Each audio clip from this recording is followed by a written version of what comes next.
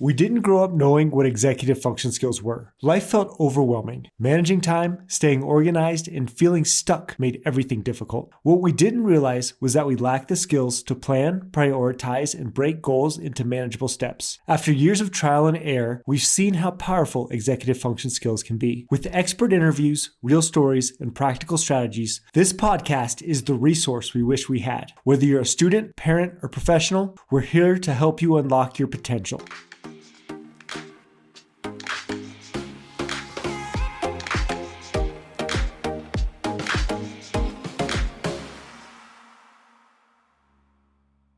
Welcome to the Executive Function for All podcast. Today we're joined by Gabe Corradino, who discusses what it was like to grow up with dyslexia and executive function challenges. He speaks to his journey from struggling to read in elementary school to recently earning his MBA. In this episode, Gabe shares how he learned how his brain worked, what it's like to be a student athlete with dyslexia, and the gifts that the challenging path gave him. I learned a ton from Gabe, and I'm excited to share his insights with you all. Gabe, I'm so excited to have you here. Thank you so much for taking the time. Yeah, glad to be here. I wanted to talk to you because I don't meet many student athletes who have really done what you've done with dyslexia. And so I just kind of wanted to talk through that. Yeah. When did you find out that you had dyslexia, and when did you notice that your brain worked differently? Yeah, I think I was fortunate enough to have my parents realize before I did. And they, realized when I was, I think, third, fourth grade. And they had the general challenge of making the decision to either keep me in the school that I was currently in and stay with my friends, or pull me out and put me in a school that might support me academically. And they handled it incredibly well. And I went to a couple meetings with the other school. It was Lawrence in Ohio, and they kind of sat us down and talked about what dyslexia was. And they didn't tell me I was dyslexic. And after the meeting, I actually recently talked to my mom about this. After the meeting, I asked my mom if I was dyslexic, and she asked me, what do I think? And I said, all the things that I just heard defines a dyslexic student, I struggle with. And she was like, well, sounds like you might be dyslexic. And I luckily had support to be able to tap into the kind of the pros and the positive sides of being dyslexic, as well as having the support to attempt to keep up and learn how to, work around some of the struggles that I wasn't necessarily going to just bowl through. Did you ever notice in elementary school that you were just different, right? Like I remember growing up, I remember the reading groups. Yes. Right? Like all the smart kids were in like these reading groups with like beautiful fish, like the dolphins. Yeah. And I'm not dyslexic, but I was in like the carp group. It was like some bottom feeding fish where I had to go like read a different way. Did you have any experiences like that? Yes, I did. They were limited. I was at a Waldorf school. I don't know how my mom identified that I was, slowing down there, because we started reading in third grade, and she almost immediately somehow identified that I was kind of a little bit behind. And so up to third grade, it was really hard to know that I was dyslexic because we weren't exposed to that type of, reading groups and that traditional education, I guess. There were students that stood out who just naturally were drawn to reading. I knew that wasn't me, but I wasn't so far behind that it was super obvious. In about fourth grade, right before I got pulled out of the Waldorf school, I started to realize that things were moving a little bit slower, and I just was really struggling, not only with the reading, but the comprehension. And I'd read something, but I don't know what I just read. And then kind of learned how to overcome all those things. But I never really had those moments that pulled me out of the social situations that kind of put a pin in me being dyslexic and kind of, I don't know, quote unquote, exposed me, where I felt super self-conscious about it. I wasn't struggling in socially in that aspect. There were other things I struggled with socially, but in that way, I didn't really see that separation until later. Yeah, so you were taken out of the Waldorf school and you went to a school for dyslexia. How long were you there for? I was there 5th, 6th, 7th grade, 3 years. Yeah, and that was Lawrence. They, specialize in a lot of learning differences and kind of helping students kind of develop in a unique way, more toward, aimed towards the way they individually grow. And was that helpful? Hugely. I went into 5th grade at a first grade reading level and left 7th grade at like a fifth grade reading. That's huge growth. Yeah. Especially for having a challenge, right? To grow 1 year in a school year when you have dyslexia and reading that's big growth. Yeah, and in addition to reading faster, my comprehension just I could immediately comprehend everything. Yeah. Let's fast forward to high school. Yeah. So you were a student athlete. Yep. What'd you play? I played hockey, soccer, rugby. I was on a mountain bike team for a little bit there. All over. Climbing team, yeah. What was the sport you were most passionate about? Hockey. Hockey for sure, and pretty high level athlete. Yeah, it was interesting. I stopped playing hockey when I was 10, I think, in Ohio, and then rediscovered it in high school and played for Monarchs here. When you were playing hockey, did you notice any of these dyslexia executive function challenges when you were playing here? Because I think this is something that not a whole lot of people talk about, is that they think just these challenges, they happen in the classroom, but they happen to a lot of our student athletes as well, right? I completely agree, yes. It's really interesting. This summer I've been coaching hockey and kind of gotten to look back and see what did I struggle with, and it's re-sparked some things I experienced on the ice. But specifically the drills, I remember coaches, drawing on the little whiteboard and explaining the drill in, 30 seconds. You're supposed to comprehend it, supposed to understand where you're supposed to be at all times. And I was just lost the whole time. And I was just hyper fixated on the person in front of me, making sure I just did exactly what they did. I was way more worried about making sure I did the drill right and making sure I wasn't going to get yelled at by the coach rather than improving my game. And I'm sure the yelled at by the coach thing probably happened a lot. It did, yeah, for sure. And I do not enjoy getting yelled at. Yeah. Looking back on it, how would it have helped you to be coached at that age? Hockey in particular has a very intense environment, specifically top down from the coaches. And if you don't thrive in that specific environment, very intense. And if the coach messes up and yells at you, you still are, and you're still the wrong one. Coach is not the wrong one. I really struggled with that. I wanted to improve. I really wanted to know how to get better, but I was so focused on trying to just get through the drill that it really didn't, totally work for the way I should be improving. And so I didn't always improve at the same rate as my peers. And I thought it was just me, and I thought it was just the way that I am. And I'm never going to be able to understand these drills. And, that kind of leads me to not being good at hockey. And I realized over time that that wasn't necessarily the case. I just didn't really thrive in that environment. And a way that I now get to actually kind of give back to my community, and I get to coach, I get to see kids that learn in different ways. And, when the coach goes through the drill and I see one kid just looking at it like, it means nothing. Yeah. I get to go back and kind of pull them aside and be like, hey, let's talk about this. Come to the back line with me. And I lead there with empathy. And I think if I had that, that would have changed my experience a lot. But I think it's a really hard and harsh environment that only a certain type of student or athlete can thrive in. And the thought process is that it'll weed out the weak, quote unquote weak, but in reality, it just weeds out the kids who don't learn a certain way. That's interesting. I've never heard it phrased that way. And let's say we didn't change the environment, because that's obviously very hard. I played college football, and I work with a lot of college athletes, and these coaches are under pressure to win. Let's say you have the same pressure cooker environment. Yeah. How would you coach your athletes who think differently in a high pressure environment? Yeah, I was somebody, specifically from my experience, and I understand there's a lot of other athletes that learn and process in different ways than myself. I was somebody who needed to understand when I messed up. I needed to understand why I messed up and how to improve. And like explicitly stated. It's very, very clearly stated.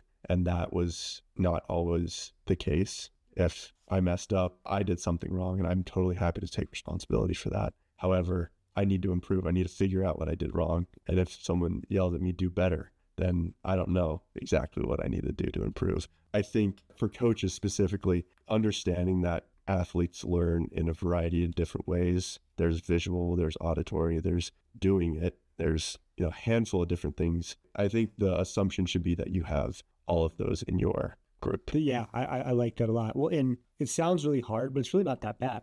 Like if it's a hockey drill, we know like if you give the kids information through two different ways, instead of just drawing on the board, you're drawing and skating it through with them really quick. Or you're basically thinking out loud, like talking out loud while you're skating through the drill. That goes a long way for a lot of kids. The other thing you spoke to too is clear expectations. Yeah. I don't think a lot of times, and again, it's a pressure cooker environment. We're moving fast. So I do have empathy for these coaches. 100%. 100%. But do better is not a clear expectation, right? Being able to clearly explain to people like you and I, whose brains work differently, that's going to go a long way as well. For sure. And I think a lot of these coaches, don't have learning differences and don't understand that that is something that could improve their teams. And, I was somebody who actually was a decent athlete and got weeded out, not because of my physical abilities, not because I couldn't improve a team, but because I couldn't understand a drill. Getting really nerdy for a second. Yeah. A lot of us self-medicate through movement growing up. 100%. We move nonstop. And I'm sure you were like that. And so what we see is a disproportionately high amount of athletes do have things like ADHD, dyslexia. So often these little changes, you keep your best athletes. 100%. Yeah. And that's really interesting. I want to talk to you about it because I know growing up, you and I had similar experiences where it's just, we're disorganized at that moment in our life. And everyone just keeps yelling and you're like, I don't even know where to begin to solve this issue. Yeah. Where'd you go to college? I went to Western Colorado University in Gunnison. What was that experience like having dyslexia?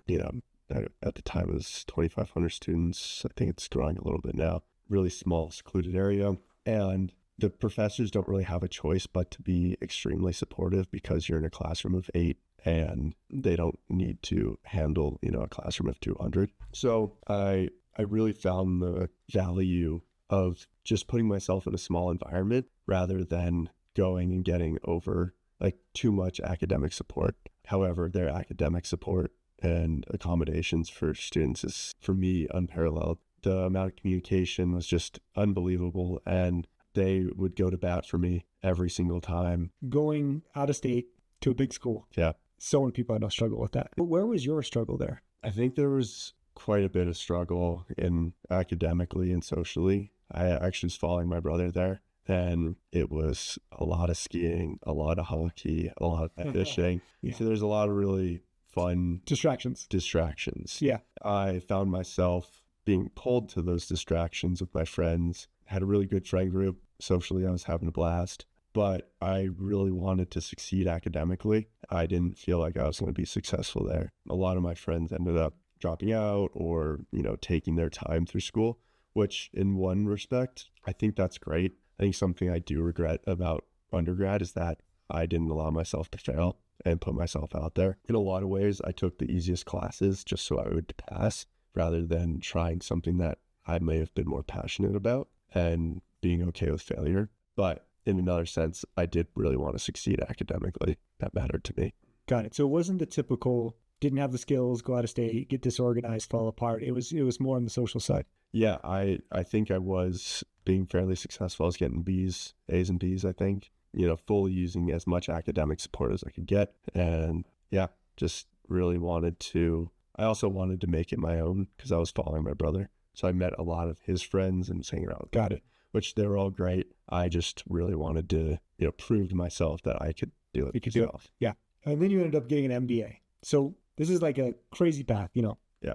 Kid with dyslexia, can't essentially read in 5th grade, reading at a 1st grade level, reading very low. What do you think the key to this path was? It was acceptance. So it was just acceptance from you, understanding like this is how you're built, or acceptance from your family, or all of the above. But I think the external acceptance gave me the internal acceptance, and accepting that I am dyslexic. And I think a lot of people struggle to go get their accommodations because that means they're accepting that they are dyslexic or they have a learning disability or difference, I guess. Yeah, that's a good way to put it. We see that all the time where students, they feel like there's a stigma, they're scared to do it, they haven't accepted it yet. I would get every single accommodation at the beginning of every semester. I would have time and a half on exams. I could take it in a different room. I could have all of the reading given to me in audio form. I would have a note taker. I would take every single thing, and then I'd use 2 of them. But I had access to all of them just in case. And you think that acceptance came from family and school to start with, and eventually you internalized it?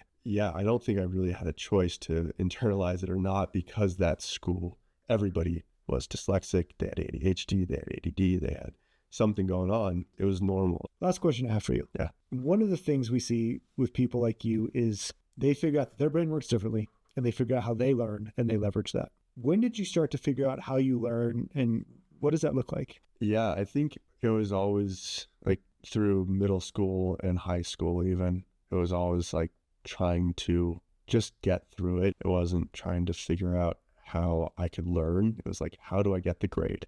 It's not about learning. And that was something I learned in college. And that's something I minored in philosophy, and that's something philosophy gave me. Is thinking about how you think essentially. Yeah, and in a weird way, I kind of got to go through the process as I was learning about it. I took some philosophy courses in high school, and every time it was like, I understand these concepts super well. They're very complex, very high level. But again, I could just zoom out and just see the solution, see how, Kant was thinking about this or whatever. But getting there, I was always really highly encouraged to read it, physically read it. I was always encouraged to do it in a very structured way. And in college, had this professor who said, I don't care how you turn in this content. And he said this to the whole class. He said, you can take the test, you can make a video, you could write an essay, you could write a story, you can do whatever you want. Also, I don't care how you consume the content. You can listen to it, you can watch videos, you can do whatever. He gave me the freedom to discover the content in the way that works best for me. Interesting. And that was sophomore year of college. I watched videos because I can watch videos for hours, and it was fascinating. And I was, oh my gosh, this is incredible. I don't have to, go through. It's like when I'm reading, I'm trying to understand content through a veil, and it's like, it's over there, but like, it's kind of fuzzy, and it's like, kind of takes longer for me to actually get to it. When I'm watching a video, I was just like, oh my gosh, I can just eat this up. It's incredible. It gave me the freedom to do it in the way that I would do it. And then I understood that I could do that for every class. And so, somebody gives you, they're like, you need to read this chapter of this book. And I was like, oh my gosh, like, I don't want to do that. Now that once I got that, understanding that I could do whatever I wanted, I would go figure it out in a completely different way. Maybe I'd read it, or maybe I'd listen to that chapter, probably comprehend, a third of it. And then I'd go watch videos, go talk to friends, go do whatever it is that I need to do, go listen in class, and just consume it in a bunch of different mediums, and then produce content in the way that works best for me. Interesting. And that helped you get your MBA? Yeah, 100%. I didn't need to basically do a lot of grad school is these huge readings, and you do a lot of reading, and I would do some of the readings, but a lot of the time I wouldn't even open the book. I would go figure it out in a different way. And that, I think, is one of the really big value pieces for me at least, of AI. And I could just have a conversation. It's like talking to somebody. Yeah, I get it. Whether it's Notebook LM, getting a custom podcast for you, or whether it's interacting with a voice or something, it's one of these things where we view it as cheating in a lot of ways. Yeah. And it can be used as cheating. It can definitely be used. But if you really want to understand something deeply and your brain works differently, there's so much personalization you can do there. Yeah, so cool. Gabe, this was awesome. Yeah. Thank you so much for sharing your story. Yeah, of course. Appreciate you having me on. Thank you for joining us on the Executive Function for All podcast. If today's episode brought you any value, please rate us 5 stars and share it with someone who may benefit. And remember, every small step you take builds towards your success. For resources and guidance, visit untappedlearning.com. Keep growing, keep learning, and we'll see you next time.